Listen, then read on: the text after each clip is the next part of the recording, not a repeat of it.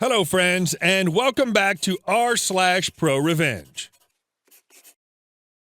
In our first story, you'll understand why Canadians aren't as kind-hearted as you think. But before we begin, don't forget to subscribe to our channel if you're new here and turn on notifications so you don't miss a new video every single day. Here we go. Mess with my wife's job? You both can find a new one. So I'm one of the bosses for a construction company here in Canada. My wife works at a software company now, but at the time, she was working at a small company while finishing her degree. My wife just finished her maternity leave and was ready to go back to work. Well, things didn't go exactly as planned, and her replacement was her supervisor's friend, and together they decided to make her miserable and make her quit so friend could stay on. My wife documented various instances of harassment and general incompetence on both their parts because my wife was more or less her supervisor's assistant and practically did her job for her. That stopped fast, and my wife would say, "That isn't what I was trained for, and it isn't in my job description." Supervisor got PO'd but couldn't do anything about it. My wife also recorded various instances of supervisor and coworker stealing from the company, and she showed all the evidence to her boss's boss's boss, who I'll call Level 1, 2, and 3. Level 1 looked at it and immediately bumped it up to Level 2 because that's what he was told to do. Level 2 was shocked and immediately suspended both supervisor and friend while also bumping the case up to Level 3. Level 3 was in a rage and a huge investigation followed. Both girls were fired and had to deal with legal stuff that I don't know about since I wasn't there. Now you're likely wondering where my revenge comes in. Well, it turns out supervisor's husband works at my job and I had to lay someone off. This guy was an a-hole and always slacked off and harassed coworkers, so it was an easy choice. He flips his crap and begs me to let him stay, and I say to him, "Buddy, you're lucky you lasted this long. I gave you so many chances." I wouldn't have fired him if he wasn't such a screw-up, though. Canadians aren't as kind-hearted as you think. And our last story. You should have given me the job instead. I'm a chemist by trade. I work in a lab mixing chemicals together to make viable products for consumers. I once worked for a company that made all types of plastic. They were in serious need of a chemist, and a friend, whom's the VP, recommended I interview. The job was to be the lab manager. I would be responsible for 3 other chemists and 2 QC employees. I went through the very long interview process and was offered the job. However, it was not the job that I interviewed for. The management team decided that I was too young, I was 25, so they gave the job to someone else who was older. That person would be the A-hat manager. I was given a chemist job. It was a good job and it paid well, so whatever. So my first day on the job, I'm introduced to A-hat. Upon meeting him, he seemed to relish in the fact that he got the management job over me and immediately started to show it. The lab was going through somewhat of a transformation. The previous manager was a pack rat, as in he kept every single piece of paper that was ever handed to him. So my first assigned task was to go through every single piece of paper to see if it was relevant.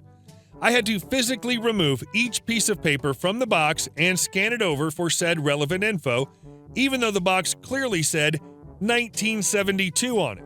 And all it was pamphlets from shows or old butt chemical brochures. I still had to go through it. Took me weeks. I was the only person assigned this task. Everyone else did their normal job. In the meantime, he was busy showing up for work late, leaving early for his 2-hour lunch, disappearing for an hour and a half after lunch, and leaving work early. He maybe was seen visibly working for 1 hour a day.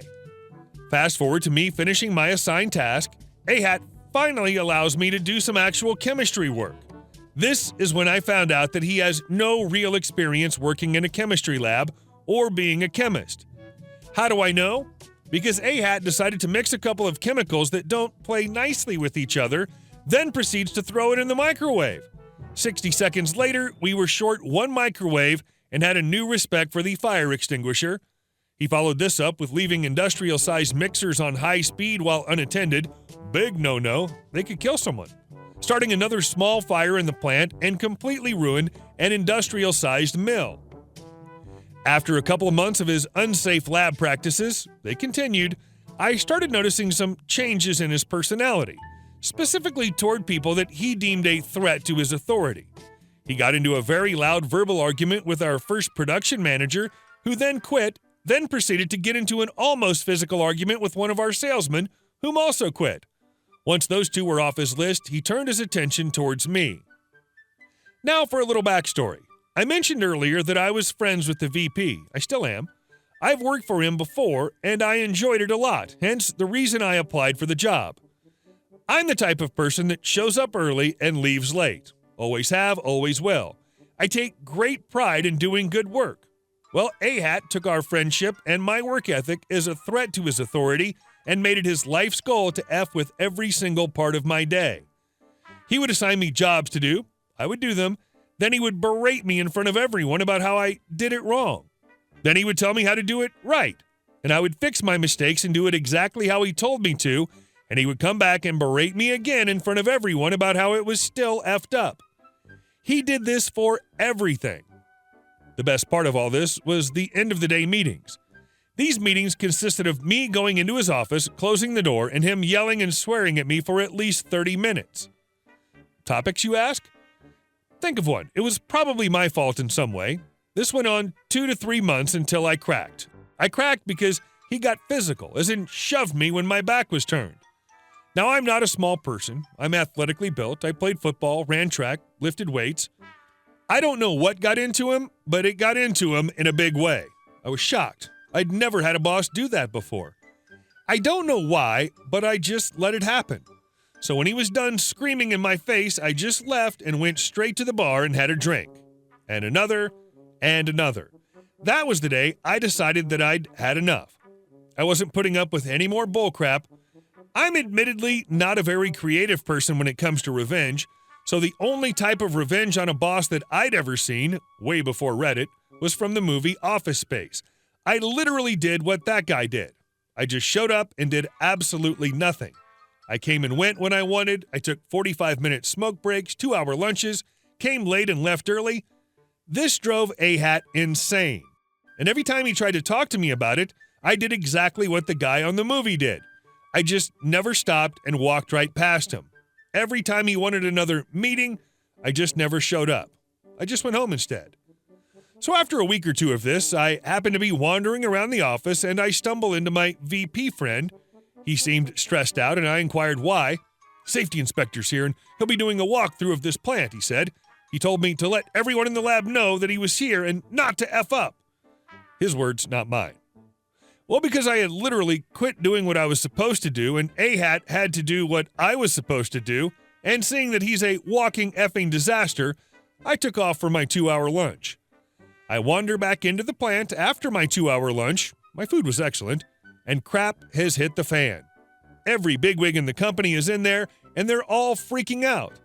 I walk up, and the first thing the VP asked me was, "What did you see?" Being friends with him, I replied, "I didn't see crap. What happened?" So word on the street is this. A-Hat decided that he owned the place that day and went out and used one of the industrial stand-up mixers, think KitchenAid mixer that makes cookies, but 8 feet tall, to mix something in a 1-gallon container. I was supposed to be working on this project, but obviously wasn't. Now, these things are made for containers that hold 500 to 1,000-gallon containers. So he puts this container under this gigantic mixer and realizes that the container can't be strapped down with heavy-duty chains. Side note, you need to strap down the containers. These things spin at 3,000 to 5,000 RPM. I've seen 1,000-gallon containers spin the weight 4,000 pounds. That's some scary crap. So what does this A-Hat do? He grabs a roll of duct tape and tapes that crap on, of course.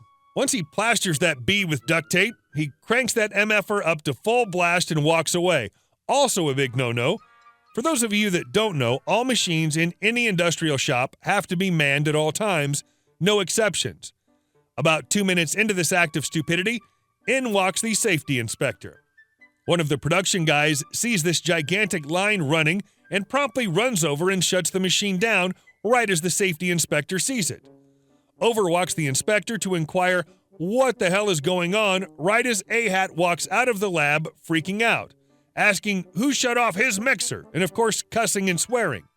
He then proceeds to turn the mixer back on, curse out the production worker, and ask the safety inspector, "What the F are you looking at?" and walks away. So, Once I'm done laughing my butt off, I calmly inform my VP and all the other bigwigs that I'm not surprised. I inform them of their lost microwave, the fires, the destroyed mill. They knew about the mill, they just didn't know how it happened. I told them about the confrontation that occurred in his office, and I told them the truth about some other things they didn't know about. Bottle of scotch in his desk, drunk on the job, etc., etc. The fire in my VP friend's eyes was burning hot enough to destroy worlds at this point, and he turns around and tells everyone that there will be a meeting regarding today's events in the morning and orders everyone, 40-plus people, to go home. We show up the next day and A-Hat was nowhere to be found. The point of the meeting was to inform everyone that A-Hat was not allowed within 500 feet of the building and that if we saw him near the building, we needed to call the police. What I found out later was that the police already had him. When my VP friend went to fire him, A-Hat got physical, and the security guards with my VP friend got physical back. He was charged with a whole slew of crap, too much to remember. Later that day, I was promoted to lab manager and given a raise. We celebrated with a glass of scotch that we found in A-Hat's desk. Hey guys, thank you all for watching the video. I'll see you in the next one.